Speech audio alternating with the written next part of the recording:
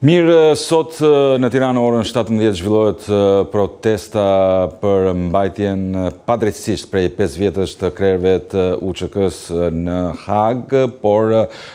pikërisht kjo protestë ka sjell dhe polemika, replika në distancë mes lëvizjes vetëvendosje dhe kryeministit Rama, por për të mësuar më shumë detaje se si janë pritur për ato replika në distancë në Kosovë, por edhe për të mësuar se kush do të jetë pjesëmarrës nga Kosova në Tiranë në këtë protestë, do të lidhemi me kolegun ton të Adiu CNN në Prishtinë, Ideal Gola. Ideal, të përshëndes që kishte marrëdhënie të ftohta kjo diej mes dy kryeministrave, por që do të vinte acari pas këtyre replikave thjesht nga një protestë, nga një protestë në Tiranë. Kjo ka shkaktuar befasi. E kam fjalën për replikat në distancë mes lëvizjes vetëvendosje dhe kryeministit Rama. Si janë pritur këto replikat paktën në Kosovë? Po nuk janë pritur as pak mirë, sidomos në prag të një proteste e cila në fakt kauza së cilës lidhet më shumë me fatin e ushtrisë çlirimtare të Kosovës, ku bëhet përpjekje për të ruajtur vlerat e ushtrisë çlirimtare dhe gjithë ajo çfarë ka përfaqësuar dhe për çfarë ishte bërë ai organizim i atëhershëm. Dihej në fakt që raportet nuk ishin më të mirat e mundshme, nuk priti siç thash të shpërthente në këtë moment, mirë po lëvizja vetëvendosje gjatë gjithë kësaj kohe, gjithmonë sa është bërë fjala për gjykatën speciale, në fakt është mbrojtur me faktin që ajo nuk e ka votuar dhe ka qenë kundër saj që nga fillimi, duke kërkuar nga të gjithë të deputetët e atëhershëm apo politikanë të cilët të kërkojnë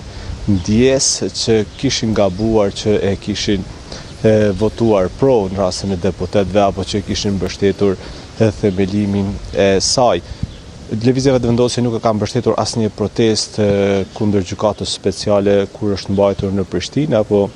edhe në Hag, kështu ndodhi edhe me protesten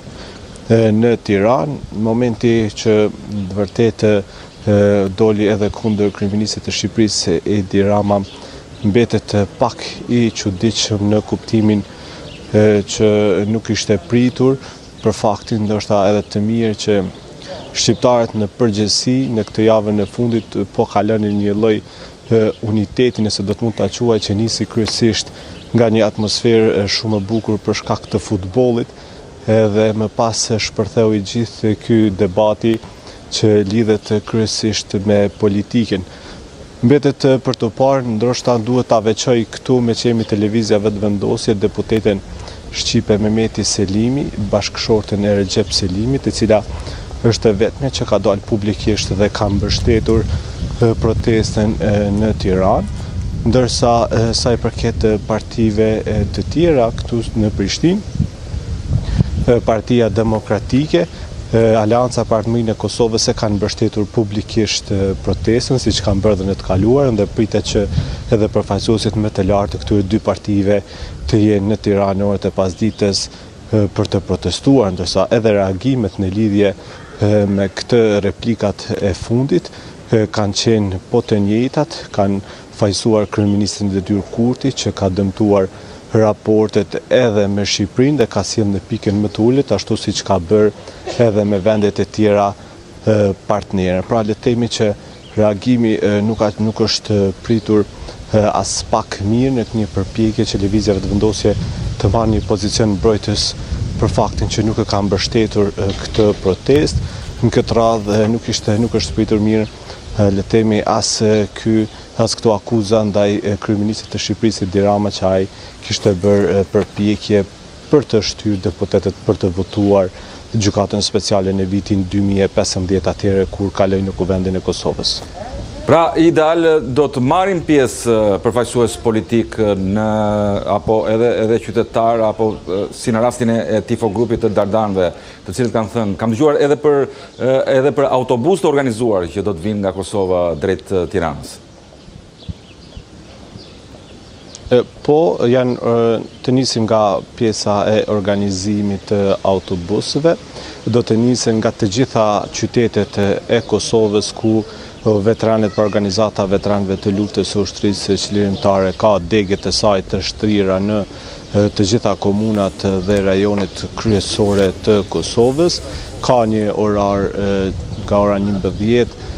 që do të niset nga Prishtina, nga Gjakova, nga Peja, nga Prizreni, padyshim nga të gjitha qytetet kryesore, të cilët më pas si vend takim do të kenë edhe Tiranën në protestën, do të ka pas organizime të shumta edhe me vetura private të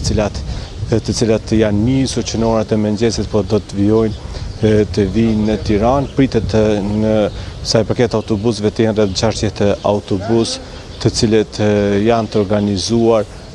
nga veteranet e ushtrisë çlirimtare. Në disa komuna si Prishtina apo Rahoveci ka pasur le të themi edhe ndihmë nga komunat që të hiqen shpenzimet e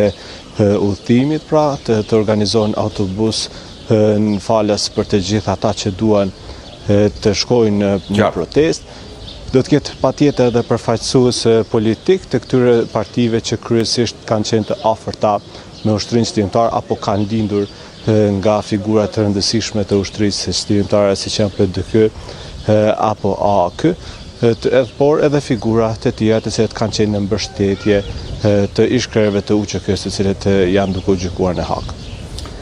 Idal Gola, të falenderoj për informacionet më të fundit nga Prishtina.